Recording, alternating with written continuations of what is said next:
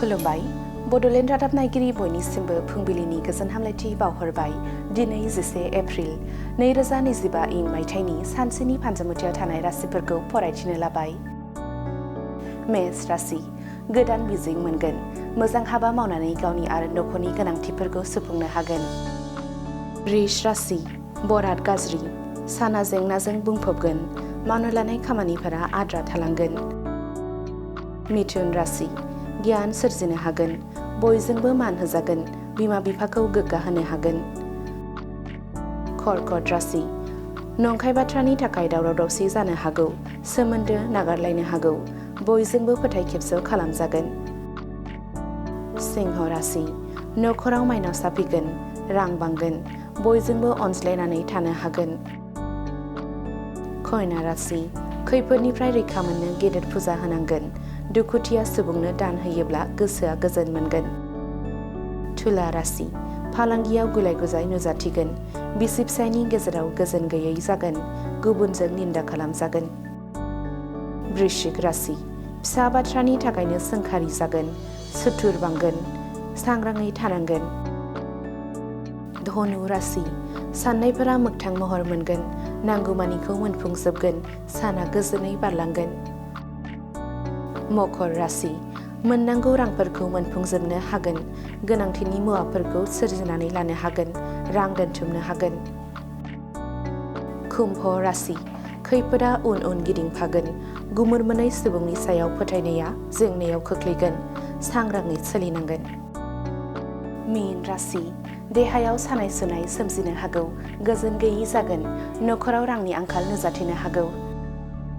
दिनैनि राशि फरायथिनाया एसेनोसै। बेजों लोगोसेनो दिनैनि साना बुहुमनि साफ्रोमबो सुबुंफोरनि थाखाय गाहाम जाथों बेनि थाखाय बड'लेण्ड रादाब नखरनि जानानै इसोरनि खाथियाव आरज गाबनाय थाबाय। गोजोन्थों। कम्पिउटार कर्सनि सोलोंथाइ लानो गोसो गुदुं सुबुंफोरनि थाखाय गोजोनथाव खौरां।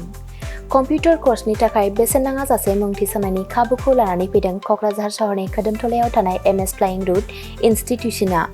बयखौबो बेहाय क'क्राझार सिङाव थानाय खोदोमथला फ्लाइं रुट इनस्टिट्यूटआ हस्पिटेलिटी मेनेजमेन्ट आरो एभिएशननि अनगायै कम्पिउटार कर्सखौबो लन्च खालामनाय जादों गोदान। बेहाय दा फ्रि एडमिशन सोलिगासिनो दङ। जेरै जोङो JavaScript, web designing, CC programming बेखौ गासिखौबो होनाय जागोन। जायफोर केन्डिडेटफोरा गोसो दङ बेहाय माने थाबैनो रेजिस्ट्रेशन खालामनो हागोन। एडमिशन फ्रि सोलिगासिनो दं। एभिएशन आरो हस्पिटेलिटी मेनेजमेन्टनि फोरोंथाय होबोबाय थानायजों लोगोसेनो देग्लायनिफ्राय लानानै फैबावदों क'क्राझारनि MS फ्लाइं रुट इनस्टिट्यूशना कम्पिउटारनि कर्स।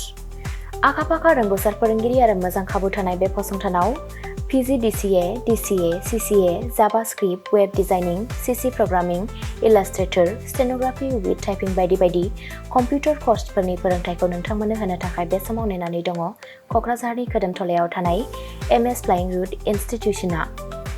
गोदानै जागायनो लानाय कम्पिउटार कर्सनि थाखाय बे समाव MS फ्लाइं रुट इनस्टिट्यूशनाव गिबि खेबनि थाखाय मुं थिसनगिरिफोरा बेसेन होनाङालासे मुं थिसननायनि खाबुखौ मोननो हागोन। थारैनो नोंथाङाबो कम्पिउटारनि गियान सोलोंनो गोसो दङ नामा? जुदि गोसो दङ अब्ला गोबाव खालामाजासे क'क्राझारनि MS फ्लाइं रुट इनस्टिट्यूशनाव सोलों लानो थाखाय नोंथाङा 9394 796813 एबा 8099554765 जानबुं अनजिमायाव फोनांजाब खालामदो।